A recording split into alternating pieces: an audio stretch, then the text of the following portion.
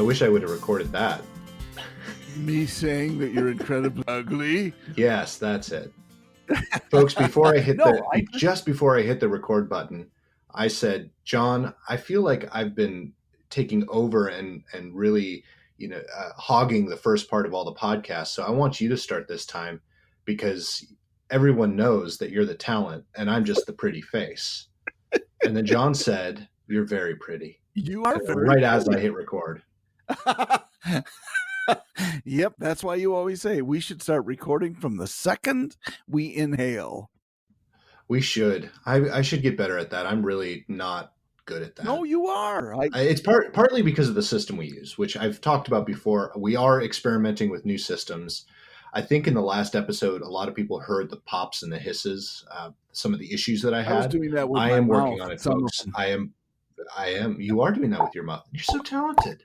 You're such a talented person, such a talented artist. Those are the pops. If there were podcast awards, I'm sure you would be the winner of many. The Dork Award, he wins hands down. The Potty Award, the Potty Dork. That doesn't work very well. Not really, no. No. Okay. But speaking of, did you know, John, that this month, the month of September, is International Podcast Month?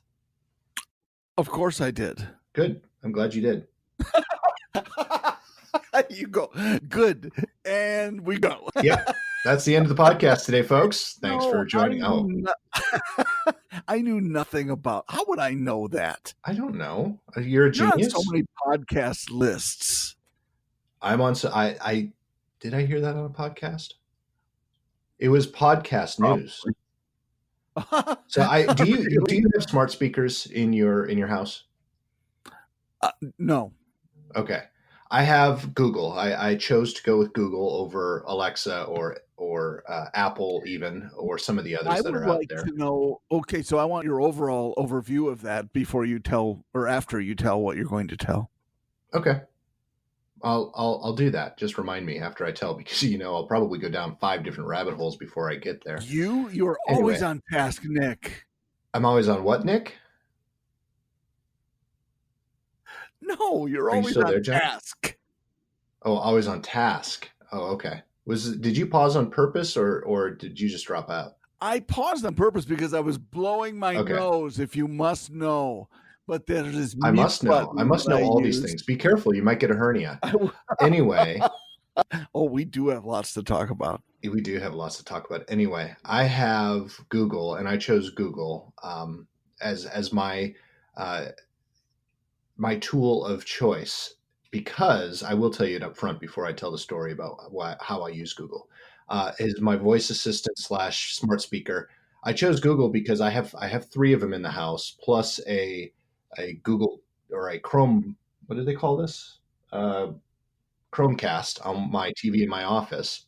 Chromebook. I have those because I got the Chromecast when we were on vacation and it was a rainy day and we wanted to watch a movie, and we had no access to any other movies except for our streaming movies. And I wanted to stream it on the big TV. So I ran down to Best Buy and picked up a really cheap Chromecast so we could cast the movies to the TV. So that was my first one. And then I have 3 Google Home Minis, 2 of which I got for free for ordering certain things, or I won one and I got one free for my washer and dryer when I bought those. So I just started accumulating them, and then I bought one separately because I wanted a third one in another room. And I'll probably buy a couple more because they really do work well for our family flow. I use them every morning because they're all connected. I'll walk into my bathroom and I'll say, "Hey, Google, read me the news." It'll probably start reading me the news. "Hey, Google, read me the news," and then tell it to play it on all of the speakers throughout the house. So now no matter where I walk, I have a set playlist of news outlets that will read me their current news based on my decision to listen.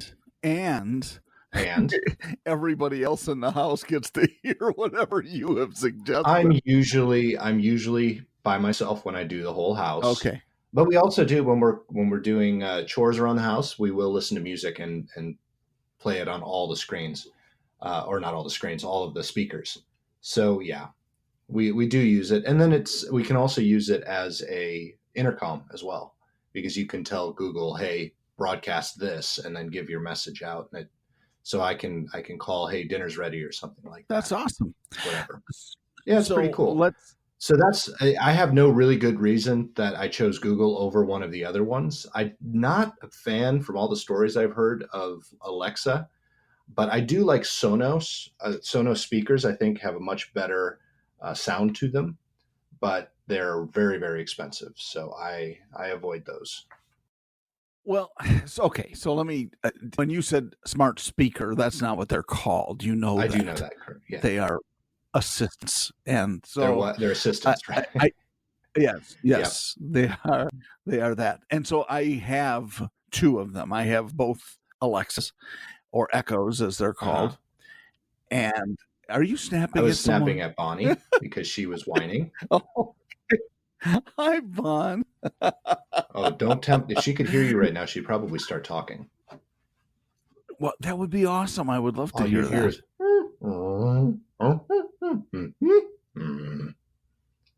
And honestly, we have you, so I'm not sure why we would need Bonnie, because I'm a really good imitator of my dog. You do an excellent impression of Bonnie. Thank you. And then Clyde's just looking at me funny. Yes, my dogs' names are Bonnie and Clyde, and they fit. Yes, we know, and we love them. So, yes, I have Alexa, and there are some shortcomings, for sure. And I prefer Google because, I'm an Android guy anyway. But we've had Alexa for so long, I just have hesitated, or for whatever reason, have not gotten around to making a change. But she does a fine job for what I have her do. I like several of the things she's capable of doing, and I'm sure that Google is much the same. But I think Google's knowledge base is much more robust than Alexa's. I can see how that could be very, very true. And speaking of smart assistants, have you seen any of the previews? Or there is actually a movie starring Joaquin Phoenix where he has a virtual assistant that it's an entire love story. I haven't seen the movie. I've always kind of wanted to, but I just never brought myself to it. And now there's another new movie coming out that's very, very similar. It's supposed to be more of a comedy, though. He's in love with his digital assistant? He's in love with his digital assistant. And of course, the digital assistant is played by Scarlett Johansson. Oh, well, cut it out. That's not even fair. Well, you don't see Scarlett. You just hear her voice the whole time. Yeah, but you know what's attached to it. Well, very true. Very true. and the new one, I can't remember the new one. It's a virtual assistant, but it's actually his phone. But the phone is lewd and it's crude, and it's always constantly making bad jokes or telling him that the people that are talking to him are idiots, but it's doing it out loud. And then he tries to break up with his phone. I've only seen the preview, but it looks hilarious. Really? Yeah. Okay. I mean, you're describing it beautifully. Don't misunderstand. Thank you. But I'm just a good storyteller. What can I say? Why would he need a phone when he could have you? That's right. Yeah. Okay, we're gonna have to work through that. But so you're happy with the Google Assistant, yes? I am happy with the Google Assistant. Obviously, there are a few things that you would like it to do, and it promises that you can do, but you can't. I don't have any good examples off the top of my head. But well, this is the problem when you and I shoot from the hip. Right? Have you done any research? Well, are you crazy? I just brought this up. Right. It's like I don't have 5 different devices in front of me that I could look half the shit up on. But no, me too. No, it's funnier this way. Well, we think it is. Well, we think it is, and then people are laughing. They're just laughing at us rather than because of the things we're saying. That's true, and I'm okay with that. I'm fine with that. Hey, yes. 36 episodes in, I'm cool with that. Well, and I think both of our followers appreciate that. Yeah, both of them. No, we have several, and that was a joke in itself. It is a joke in and of itself. We have so many awesome listeners, and it is very cool. It is very cool, and a lot of great feedback. I love the conversations that we get into on our social media. I'm still trying to get people to engage with us on Twitter, though. I just want one person. I don't even care if it's you, John. Just engage with us on Twitter so I can have a Twitter conversation. At Mouths Everyone talks about how cool they are. I've never been able to get into one. Well, maybe you need to start throwing barbs at other people. Maybe that's what I assume that's how most people get into those conversations. I just don't have any barbs. We've talked about this before. I stay, and correct me if I'm wrong, Mr. Vocabulary Genius. What's the t-shirt? Speaking of, we need to start a Pinterest page for all of our stuff, because I've started one. I shared it with you. Yep. The funny t-shirts with all the funny sayings and stuff.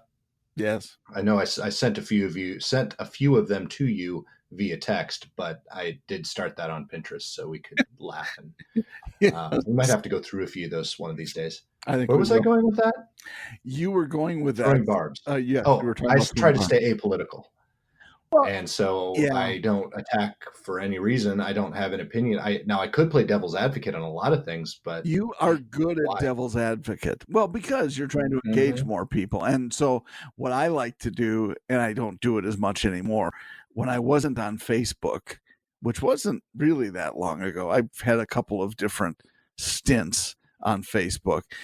And frankly, what drives me away eventually is not just the security concerns, but even more so, it's the negative political content that seems to be out there, and it just makes me mad.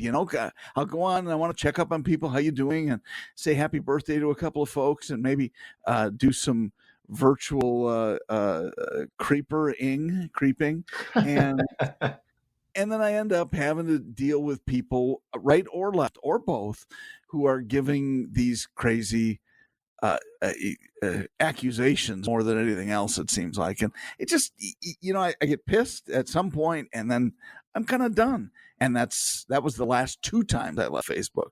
I was done. And now I'm back, just very, not a very engaged way, I would say. I can honestly say I don't use Facebook that much to engage with people. And if you were to look at my Facebook feed, I would say 90% of the stuff that's going to Facebook is coming from all my friends on Instagram. So I'll go to Instagram. That's my go-to. That's where I spend most of my time. And I'll look through pictures and comment on things and follow comments and stuff like that, because it very rarely is that negative, and I can curate that a little bit more, I guess. And then that's true. That's a really I go over to Facebook once in a while just to check to make sure I don't have any messages or anything directed at me. And again, 90% of my feed are just the same things I just saw on Instagram. Most of my friends, I guess, most of the people that I spend a lot of time actually engaging with on social media do it in both places, but mostly do it on Instagram and just kind of share it with Facebook just to cover their bases. Well, and it seems to be an auto share in one direction or the other. But so when I wasn't on Facebook, I was on Twitter, and again, there you expect the political banter a little bit more, but they're not people I know, so I don't really care. Right. And that's a big one too. I don't know as many of them on Twitter.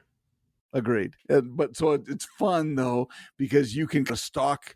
Somebody puts up some comment about something political or apolitical, and you just make some random comment about it, and you either get people defending them or defending whatever they were. Some topic I know nothing about, like a paper airplane, and you say, no, obviously, if you don't have the right-leaning, weight-bearing wing, you don't know what you're talking about. And then you just hammer that out and just wait to see what happens. And then you get all the, are you a fucking idiot? Yeah. They do some of that, yes. I'm like, wow.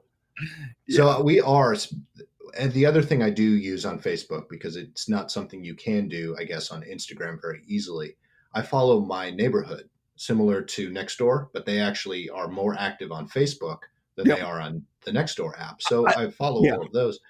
And sometimes I'm just astonished by my neighbors. And there are only 128 houses in my neighborhood, so not that many people. Someone will make a comment, and then one of my neighbors will just attack them. I'm like, they live 3 houses down. If you're not careful, they're going to come and egg you, asshole. Or at least I wish someone would come egg them. And that's the same thing with Facebook, though, because you can, I mean, you can find out about people on Facebook relatively easily. And if you want to dig and stalk them, but much less so than, commenters on news sites and some of these other places, which get a little feisty sometimes too. Well, even in our business, some of the CRMs. It would be silly. I'm sorry. Go ahead. No, I was just going to say it would be silly to, if you're in a neighborhood, because people are going to know you. Yeah. Or whatever. You're going to get egged or worse, maybe dog poop. Oh, we get that anyways. From the neighbors? Nice.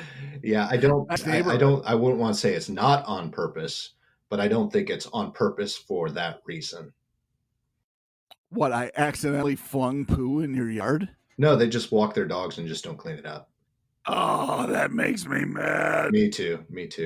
If you own a dog and you don't, this was like a Foxworthy beginning, wasn't it? If you own a dog and you never pick up after it, you might be an asshole. I think that's a new section of our podcast.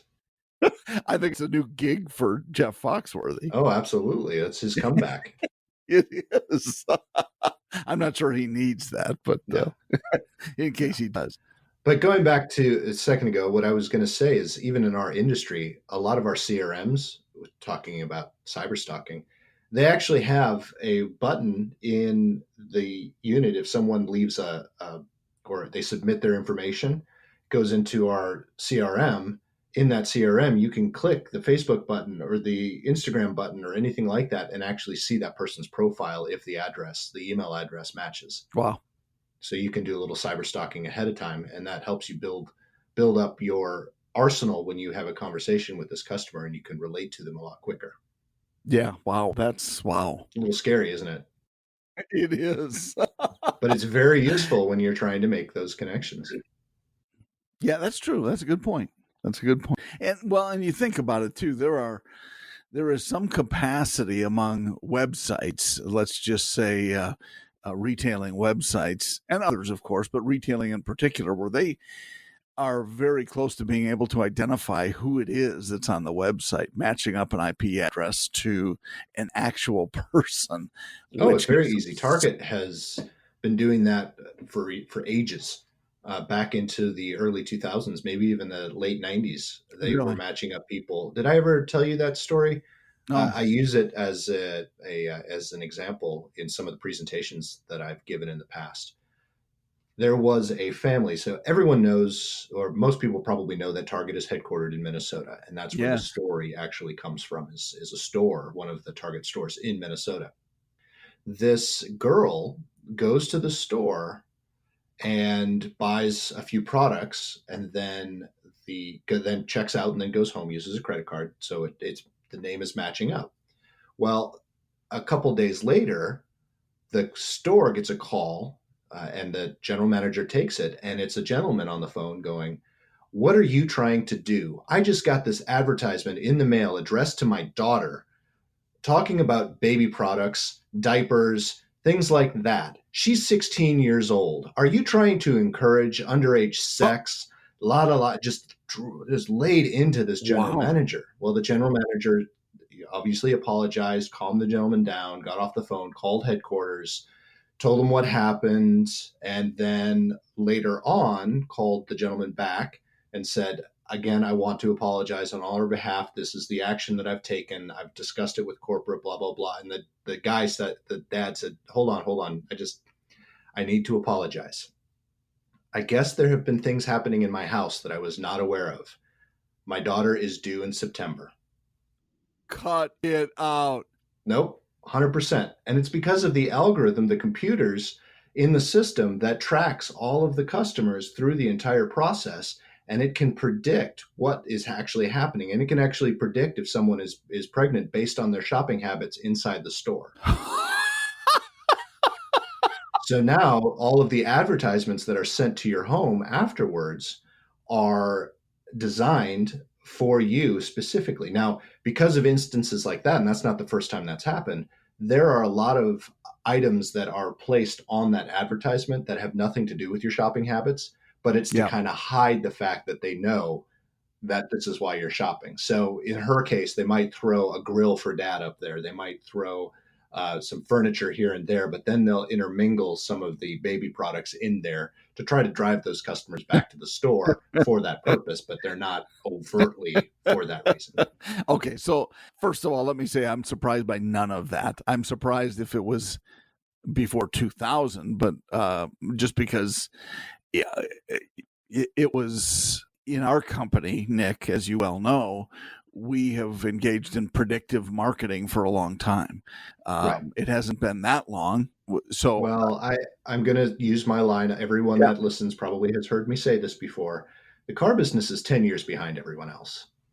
Yeah, but we didn't really start in the car business necessarily. I mean, that was the part and parcel of the focus, but it could have been anywhere, and we were cutting edge in certain areas. But the predictive marketing or predictive analytics essentially is it's very common, and a lot of people run into it these days and they say, it's creepy, and good digital marketing is borderline creepy anyway. Oh, it is. I mean, that's, if you do it well, that's what it is. But as a consumer, I actually like it because it doesn't waste my time with diapers, for example, when I'm looking for a grill, or vice versa. And so right. I think, yeah, and you may be absolutely right. The car business is behind, but I think more culturally than they are technology wise.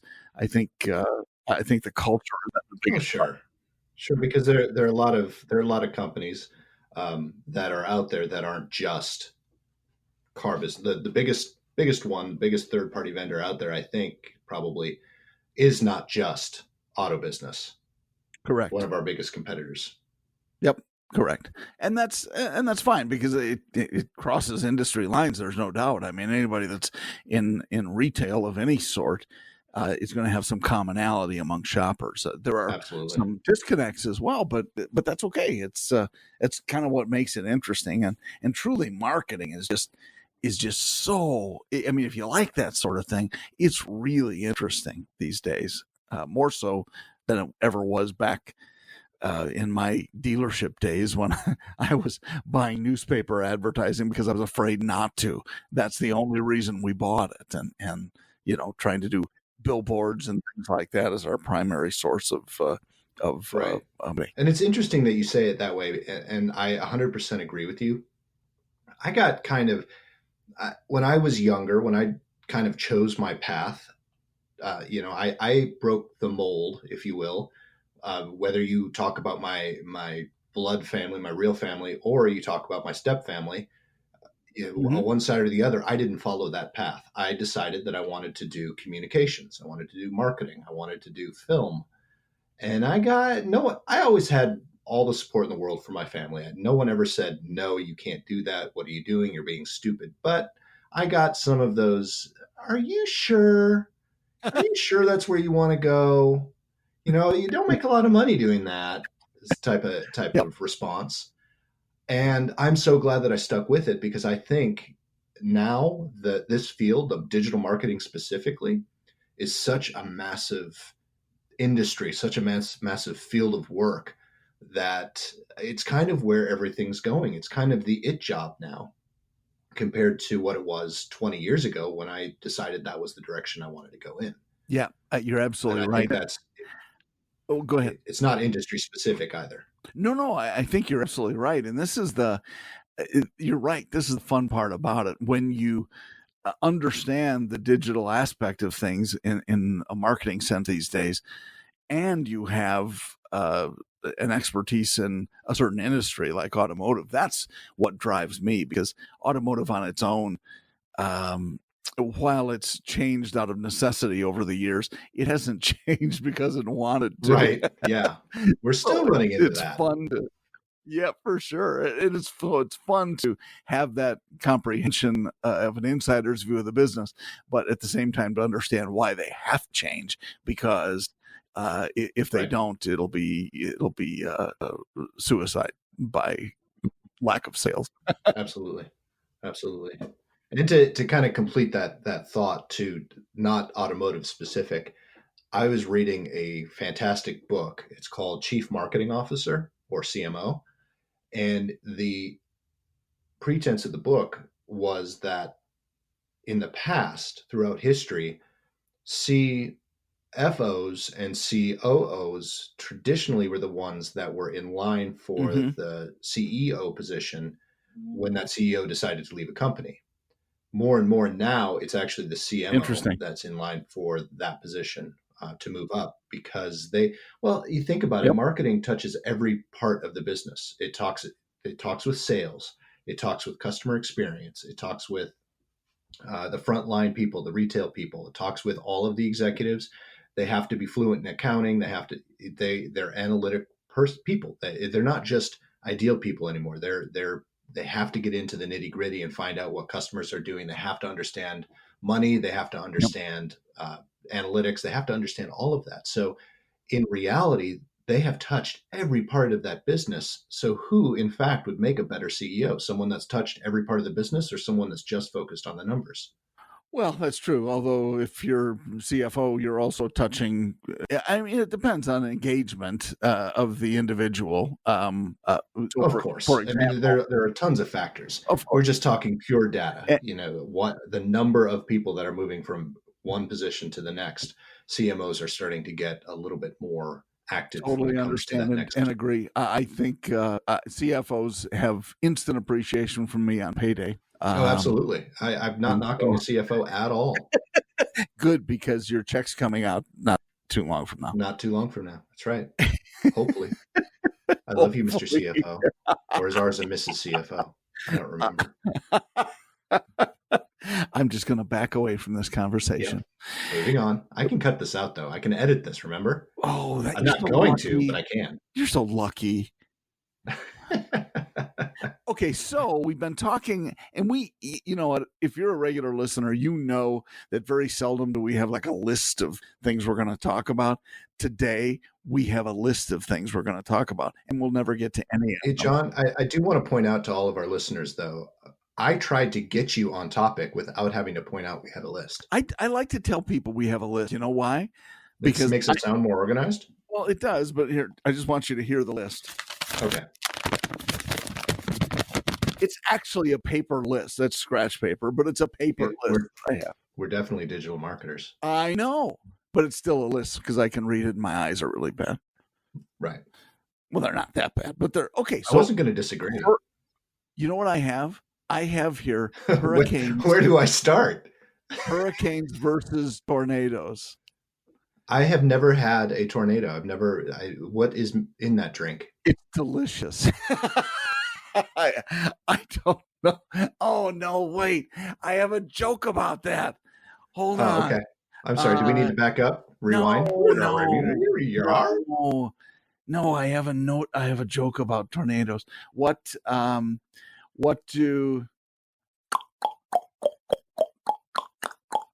does marriage and tornadoes have in common? What do marriage and tornadoes have in common? Something about a trailer. That's all I know. No. When you first get married, well, at the beginning of each, there's a whole bunch of sucking and blowing, and at the end, your house is gone. I think the one I was thinking of was very similar, but it had to do with the trailer being gone. What a shock. Yeah. You automatically went for the trailer park. Yeah, I did. Well, so does the tornado. It seems to, yes. That's funny. I went to. We keep walking. I'm sorry, John. Go ahead. What were you going to say? No, you're probably a lot funnier than what I'm going to say. Oh, it's definitely funnier. Okay. No, we have more of a delay than I recognize. Do you remember when cell phones first became really popular, and the delay was something that just threw everybody off because it wasn't instantaneous, and ours is even, substantially more pronounced than that ever was. But what I wanted to say, I'm probably still too young to remember that, John. Dick, sorry, I had something in my throat.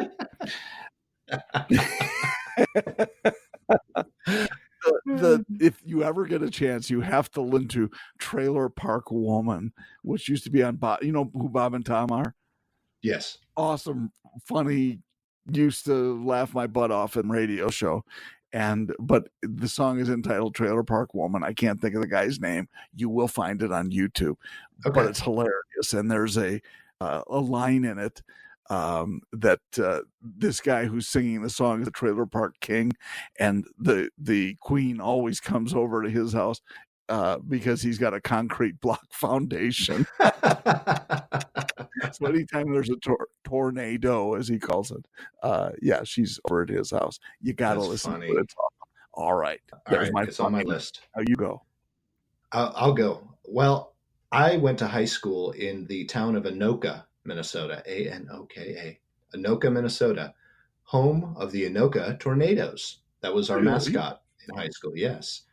I think, go ahead. The mascot was a tornado, like an outfit. The mascot was a tornado. My senior year, we actually had a suit made up of the tornado. We never had one before that. And yes, I don't know if they still use it. I hope not. But yes, we were the Anoka Tornadoes. Awesome. And I also, our school colors were maroon and white. My very first car, I think we've talked about on this program, was a 1981 maroon Oldsmobile Tornado. Someone in the parking lot, and I never got it fixed because I loved it. I thought it was a great idea. And if you're one of our listeners, thank you so much because it made me very popular. Someone pulled off one of the letters and it spelled out on the front and the back, tornado. So it was the maroon tornado going to Anoka, home of the Tornadoes. Hey, that was a sweet ride back then. It was a sweet ride. I loved that car. I took it. So I had that. It was one of my stepdad's airport cars. He gave it to me for my first car because parents want you to drive a tank, and that thing is a tank. Oh, yeah. And so I drove it. But then my senior year, I got my Jeep. I kept the Tornado. And my freshman year of college, I actually took the Tornado instead of the Jeep because I didn't want to take the Jeep to a new city, and drove that for the first semester, for the first half of my freshman year in St. Louis. And I loved it. I mean, that thing we sold it to another family. And as far as I know, the thing is still driving. That's awesome.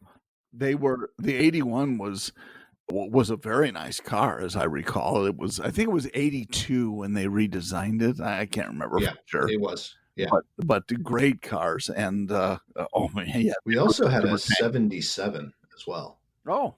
But that one didn't last very long. As far as I know, that's still sitting on the side of the runway in Onamia, Minnesota. The airport in Onamia, Minnesota. Excellent. Did you just say Nonamia? Onamia. Oh, I was going to say they couldn't think of a name. I know, let's call Onamia. Onamia is actually, I don't know if the city itself is in or next to one of the Native American reservations, Indian reservations up on Mille Lacs Lake. I know Mille Lacs. Yeah. Yeah. Well, that's excellent. I had no idea. Well, I will look for 77 Tornado up there next time I'm there. Absolutely. When you fly in, I don't even know if that airport exists anymore. Well, if there's a Tornado on the runway, probably not. It's not that popular anymore. No, it's on the side of the runway. Oh, well, of course. Your taxiways are covered with Tornados, I guess. Right. I don't know. I don't know either. Great cars, front-wheel drive, by the way. Yes. That car never found the ditch during a Minnesota winter. And I have put plenty of cars in the ditch. Lord knows you tried. And I know I even tried. I couldn't put that thing in a ditch if I tried. And trust me, I tried.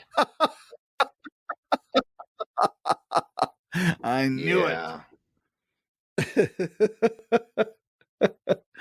Tornado was a great car, so I am with you on that. I have no idea. Hold on. Let's see. It's worthy of a Google search. There has to be one. A tornado cocktail, mixed drink recipe.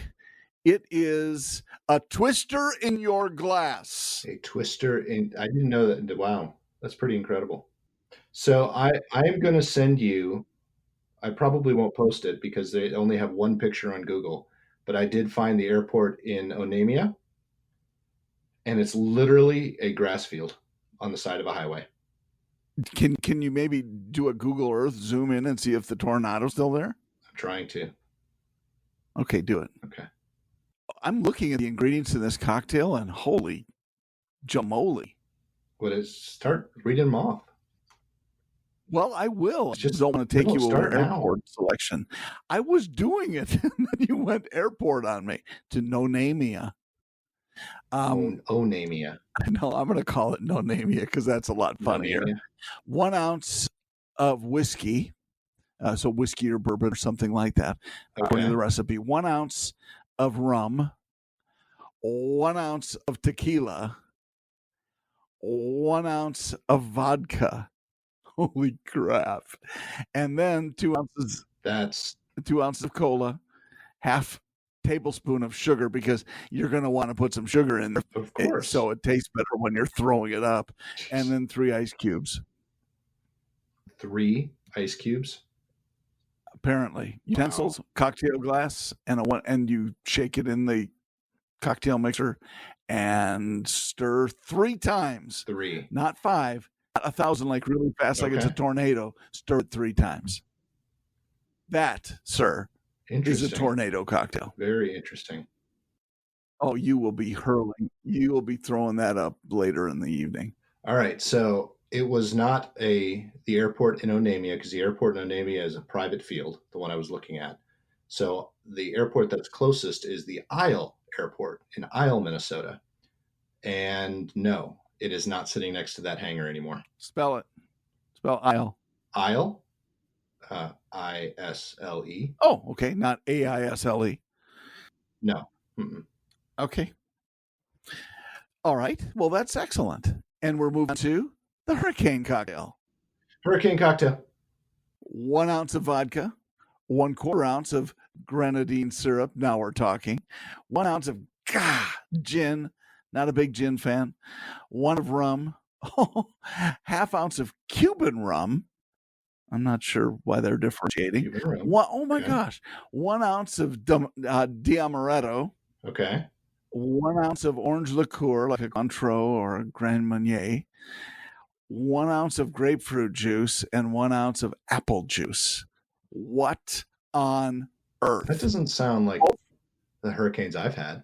That's the one I've had at what is it? Pat O'Brien's in New Orleans. I've never had a hurricane in New Orleans. Oh my gosh. Yeah. Do tell. Or don't you remember? Oh, I remember having a couple, it becoming a little difficult to walk. But if you have difficulty walking in the French Quarter, you are in part of a really good crowd that is also having dramatic difficulty walking. Yes. That's why it's so crowded. There actually are fewer people than you think in New Orleans. They're just all walking here and there and everywhere. Did I ever tell you my New Orleans story? No. I was there for work. I've been there a couple of times for work. And one of our coworkers, the next day, I got to start the story this way. The next day, actually called her husband, and he said, "So what did you do last night?" And she said, "We walked to Bourbon," because we were like a block off of Bourbon. "We walked to Bourbon and we took a right." And they said, "Okay, then what?" "We walked to Bourbon and we took a right," because that's all she remembered. And I have some great pictures somewhere of her making out with a police horse. Oh, cut it out. Yeah, I don't know where they are. And she would probably kill me. I know she doesn't listen, but she would probably kill me if I shared those. Oh, that's awesome. Could you maybe draw a picture of what you remember it looking like? It would be a stick figure making out with a police horse. I would love to see that. Yeah. But the interesting thing is, I hadn't been drinking that much, so I remembered the entire night. The interesting thing was the police that were sitting on the back of the police horses, they acted normal. They could care less. It's like it happens every night. And it probably does. So when you say sitting on the back of the police horse, I watched the Jim Gaffigan comedy bit last night, and he was talking about that, how horseback riding and people riding on horseback. He said, do you really have to say back? Where else on the horse are you going to ride? I rode on the horse's head. That's true. That's true. You could say that about a lot of things, though. Yes, I know. Or you could argue swimsuit. Is it really a suit? Well, do you wear a tie? Well, it's not that kind of a suit. But it's a suit. Lawsuit. That's a lawsuit waiting to happen. Especially if we're talking about wearing a tie. Sometimes it is. Yeah, right? So speaking of Jim Gaffigan, have you seen the trailer or know anything about his new movie coming out? I do not. Do you? He's got a new movie coming out that's very serious, so it's not a comedic role at all. It'll be one of those. Yeah, it's going to be one of those movies. Seriously, what? You know what it's like? It's like what's the oh crap? I'll have to think about it. It's the one that. This is where I need you in person because I could prompt you with my facial expressions. Right. It's what was the show on Netflix that was? Oh, come on. You're going to have to cut all this out because I'm so stupid. No, I won't. It was Ozark. Ozark, okay. Who's the actor in Ozark? The one we talked about last week? Yeah, right. Jason Bateman? Thank you. So it's like Jason Bateman doing a serious role. For Gaffigan to do a serious role, that's really a stretch. It's a fantasy romance. It's called Above the Shadows, and it has Megan Fox in it. What? With Jim Gaffigan, like his love interest? No, I don't know. That part I don't know. But he was also in, and I didn't know this, he was also in Chappaquiddick. Yes, he was. I saw that movie on a plane, I think. So that's definitely not a comedy. No, you're right about that. That's a good point. Yeah, no, and I wasn't questioning whether he's capable. He was an actor. Well, I don't know if it was before he was a comedian, but he was an actor, as we discussed last week. Why are we talking about Gaffigan so much? Because you always talk about Gaffigan. It's kind of your Gaffigan is my The Rock. I know. I love Gaffigan, and I like The Rock too. But Gaffigan he's just hilarious. Oh, you know what? That was not the one I was looking at. The one I saw was Tesla, The Intriguing Life of Nikola Tesla, and it has Ethan Hawke, Josh Hamilton, Eva Hawson, Kyle MacLachlan, Lucy Walters, and of course Jim Gaffigan. Oh, he was in that. He wasn't in the in Chappaquiddick? No, he was. Oh, okay. What I went to on IMDb was upcoming projects. Oh, I got you. Okay. I'm here. Yeah. So Megan is going to be in that movie with him. It's already out. Oh, it is. Above the Shadows. It's already out. It's a fantasy romance. Okay. It's what? Beyond the Shadows? Above the Shadows. Above. Yeah. Okay. I don't know anything about it. Rotten Tomatoes gave it a 5.8. No, wait. That's IMDb. What did Rotten Tomatoes give it? Where's my Rotten Tomatoes? They're 0 to 100. They're a percentage scale. Yeah. I don't see it on here. Okay. IMDb gave it a 5.8 out of 10. Okay. Well, I've seen worse. Well, much worse. And speaking of much worse. You go. Oh, well. Tell us your worst. I don't know. It just when bad movies span such a long, and I wanted to do a little checking, not research, but checking, because we don't research crap for this podcast. Research, rewind. But in looking at it, I was kind of looking at bad movies I've seen back when I was in college. They used to show some of these movies on campus. One was Reefer Madness. That's not a bad movie. 1936. It was one of the worst on Wikipedia. Oh. And I don't know, this is all subjective stuff, so I don't put too much into it. However, you can hear when you look at some of the titles, which I'm going to share a few of them. Okay. You understand why it was a crappy movie. All right. I'm ready. But Reaper was funny because it was, people would go and not me, but others would go to the movie and they're all high and they watch it, and it's funny because it was 1936, so you have all these narrators talking about how the death of society will be this wicked hemp, hooch, reefer, and that's where it got a little weird. The Babe Ruth story in the 1940s was terrible, apparently. Was not a great movie. And I'm just trying to look at some others that I saw. So the first one I actually recognized was Myra Breckenridge. I remember hearing it. I never saw it because it looked like a stupid movie. And that's way before your time still. So Heaven's Gate was also kind of a well-known one. Tarzan the Ape Man. Mommy Dearest. That was supposed to be a pretty scary one. You haven't heard of any of these, have you? No. Mm-mm. Some of these, then we can move on. Oh, there were some that Striptease. You ever hear of that? Yes, of course. Demi Moore or Demi Moore, whatever she's calling herself today. Demi, she's in a new movie too. I didn't even recognize her. In the new movie? She is in a new movie that's coming out. I didn't even recognize her. So Striptease was 1996, and she had some work done. Let's just say she had some bolt-ons applied. I understand. In 1996, and the movie, I mean, just got panned. It was what are the awards they give for the worst? Razzies. Razzies. No, that's sports. I think it's movie. Sports?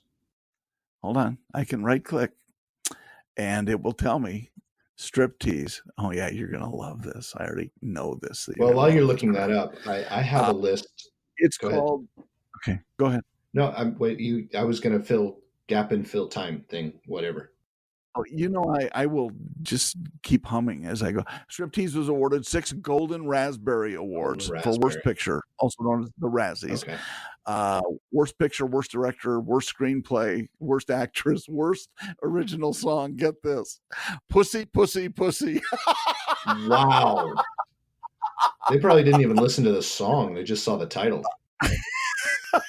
Worst Original Song. Who would have thought that? I would have thought, well, that's going to go straight to number 1, fellas. So I looked up a list on IMDb of crappy movies just because I couldn't really think of any really crappy movies. I'm sure I know plenty. There are a couple that I have in one of my DVD baskets that I know it's just a horrible movie. But I want to go through because there are a couple on here. I'm like, is this guy insane to say that it's a crappy movie? His number 16 choice was Garden State. I thought that was a phenomenal movie. It didn't win a ton of awards, but it was really, really great. It had Zach Braff, Natalie Portman, Peter Sarsgaard was in it. I thought it was it was a great movie. It was a low budget indie movie, but it was good. I don't know why they said it was crappy. And like we said, a lot of them are subjective, and I'm with you. I often disagree with the critics. Right. Little Fockers. I never even saw that one. Oh, Batman and Robin, 1997. Yeah, that wasn't good. They went off. Remember who Batman was? Who was Batman? In the 97? It was it was right after. Oh, that would have been. I'm impressed if you know this. I see his face. He was on ER. Yes, very good, George Clooney. I'm giving it to you. Thank you. Yeah, George Clooney is Batman. Really? I don't know. Although I don't know, Michael Keaton. What did you think of him? I liked Michael Keaton. I thought he did well for what it was, but that was a very specific version of Batman. I think I think by far the best one was Christian Bale, in my opinion. But even though a lot of people I know disagree with me. Yeah, I tend to agree with you though. I think he was very good. I enjoyed him in that spot, but he was. I think the Bruce Wayne character is a little edgy and weird. He definitely filled that bill. Yeah. I do think, and I know a lot of people disagree with me on this, I do think Ben Affleck plays a very good Batman. A very good old Batman. Yeah. I think because of the way they put him in the 2 roles or the 3, was it 2 or 3? I don't know. Movies that he was in playing that role. Yeah. I don't remember. It doesn't matter. He was supposed to be an old or an aging Batman who is starting to really feel it. And the next move for him would be to move on. And I thought he did a very good job with that. Not that Ben Affleck's old. He's actually, I think, even younger than Christian Bale in reality. I just think they did a good job choosing him for that. Would I have believed him as any other Batman than an aging Batman? No. Yeah.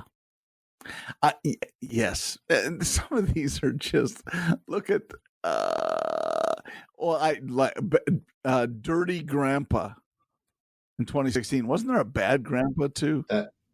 There was a Bad Grandpa, and I would, that was Didn't not see a good it. one. Didn't see either one. I'm just not this is Robert De Niro. Battlefield Earth is a horrible movie. Talk about an A-lister going down the wrong path. Who was that? Wasn't that the one with John Travolta? Oh, there are some I liked him in. I seriously liked him. I mean, you would be remiss not to say that he's not capable of doing well. I've seen him in several that I enjoyed. Yeah, I know why he did it now. I didn't know this before. It's based upon the first half of L. Ron Hubbard's 1982 novel of the same name. Well, that's why. Yeah, that makes more sense, but still a crappy movie. Interesting. Yeah, crappy movie. So, bad movies now, and we've touched on many over the years. I mean, over the years we've been doing this podcast. All 9 months. Yeah. Yes. Well, I know, but there's what? How many? 36 episodes? 36. This is the 36th. And we almost have it under our belt, our collective belt. So it's 36. And we've talked movies that we like. We've talked about stupid ones in the past. But I'd like to talk more about some that we liked and get into a little detail about why. And you're so good at that off the top of your head. But I think we're going to do that in the next podcast. I think that would be fun in our 37th episode. Well, we don't need to wait until the next one. Let's just take a little break and it will be the next one. Let's do this. How about you and I will go take a break and we'll keep talking, but we'll release this as part 2, the movie edition. You're so smart. PoddiMouths. No, that doesn't work. No, it doesn't work. Potty? No, that doesn't work either. I tried. Nice. You didn't try very hard, but it was still funny. Well, I'm going to go use the potty. Here's what I'm going to do. You do that, and I'm going to listen to some music, I think, while we're gone. I'm going to see if I can pull up Pussy, Pussy, Pussy. Let's take us out on Pussy, Pussy, Pussy. I can't say that too loud. I think my daughter just got home. Oh, great. Yeah, we're going to want to make sure we're done mentioning that now. That would not, because I'm glad I'm you answering to her. It's me answering to her. Oh, I definitely know she's home now because I'm hearing you pop and hiss. Why am I popping and hissing? Because when she starts using the internet at my house, we start getting the delay and the pop and the hiss on your end. Here you go. Audio. You know who did this song? The Light Crust Doughboys. Come on, gang, let's call it. Here, pussy, pussy, pussy, pussy, pussy, pussy, pussy. Where can you be? Here, pussy, pussy, pussy, pussy. I can't even hear any of it. So I don't think that's the original one that was written, but it's every bit as funny. And we've lost Nick. Yeah, no, I'm still here. I was trying to listen, but I guess you shut it off. I did. All right. I have to hear pussy, pussy, pussy. All right, folks. We'll be back. For you, it'll be next week, but for John and I, it'll be back in just a minute. It'll be minutes. So honestly, our voices will sound the same. Everything will be the same, except between now and then, we're going to ask you to go and hit all our social pages, Facebook, also Twitter for Nick, because he wants us to interact on Twitter. I do. I want that so some fun. Okay, so badly. We're going to do that. Instagram. I mean, you know where we are. Also, eat.drink.road. Check us out on Instagram there. You will find us with that account too. And PoddiMouths, at PoddiMouths too. PoddiMouths. We try to post at both places. We're not very good at it, but we will be eventually. We will. We'll hire an intern. We should, and I'm sure he'll be a nice man. Well done. Well done. All right, bye. Thank you. Take a break. I'll talk to you in a minute, and the rest of you, we'll talk to you next week. Thanks. See ya.